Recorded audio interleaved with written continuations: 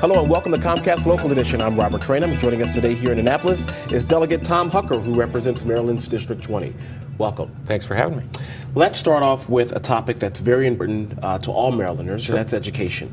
It's my understanding that you have a piece of legislation that deals with this important issue? Well, I do. I want to make sure everybody knows the good news is Education Week magazine has now decided Maryland has the best schools of any state in the country. Why is that? They do a very thorough ranking each year and rate all the schools on a whole variety of criteria from K through 12, and we've been moving up in the rankings. We were number 3 last year, now we're number 1. And it's a vindication for those of us who've been pushing to raise the revenue, to invest in our schools, and make sure that all the kids are really ready to learn.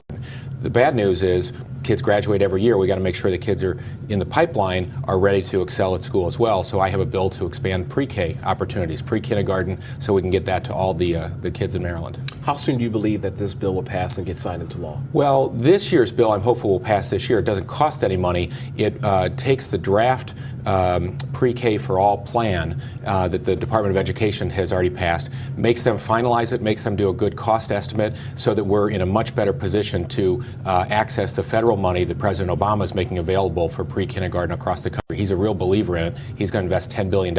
We have to be in a position to compete with Virginia and D.C., who have already passed their own pre-K, for universal pre-K bills. All right, switching gears for a few moments. You know, we often hear about blue-collar jobs and white-collar jobs, but there's a new vernacular out there, and that's green-collar jobs. Right. It's also my understanding that you have your thumb in that as well. Yeah, there's a bill under discussion. We're working with the Maryland Energy Administration to make sure that they are creating the workforce training opportunities so that the Maryland workforce is getting retrained. A lot of people are switching jobs in this, difficult economy. We have to make sure that we have the trained workers to access all the green jobs that are getting created, putting down broadband, creating windmills, creating solar power, all those sort of opportunities haven't been always available to Marylanders. We got to make sure the training is there to make sure that our workforce is ready to access those jobs. And a second bill I have is to expand broadband across the state. It's really important not just to make sure that people can surf the web, but make sure that we have very modern video content in every classroom. Make sure that in any hospital you go to in Maryland, those doctors out in Salisbury or Western Maryland can access by video uplink the best specialists at Johns Hopkins in Baltimore. And so as an economic development issue and as a creator of green jobs, we're going to map the whole state and make sure we know where the broadband is, where the holes are, and what the cost is, so we can make decisions about, as policymakers, to get broadband to every citizen in Maryland. Delegate, you mentioned the cost. Who pays for something like this? Well, I'm glad you asked. It only costs about $300,000 to map out the whole state, and we haven't done that. A lot of other states have, and we haven't. Now, President Obama is offering people a 4-to-1 match. So if we just find $60,000 in Maryland, which, as an economic stimulus, that's a very good investment, we now can draw down 4-to-1 match from the federal government to get the state mapped out, and then providers like Comcast and others can figure out how to get broadband to all the gaps in the state that aren't where it's not currently available. What other economic development programs are you working on? That's the main one. That would create a lot of new jobs, especially in areas of the state that are kind of challenged right now. Do you know Eastern about how many Shore, jobs? Western Maryland.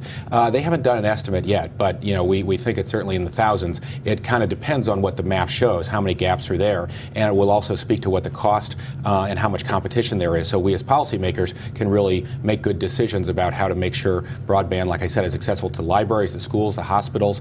They all want it, and they don't often have access to the technology that they want. So this is a real first step to see what the roadmap looks like. We have about 20 seconds left. About Sure. How soon do you think that these jobs will actually be created? Do you think it's going to be sometime this year in 2009, next year 2010, or further away? Probably over the next couple of years, as we see where the gaps are. And I also got a couple good bills to make sure that consumers know what kind of furs are available. There's a lot of fake fur on the market, labeled as fake fur. People want to do the right thing and buy fake fur. Some of it's made out of dogs, unfortunately, and going unlabeled.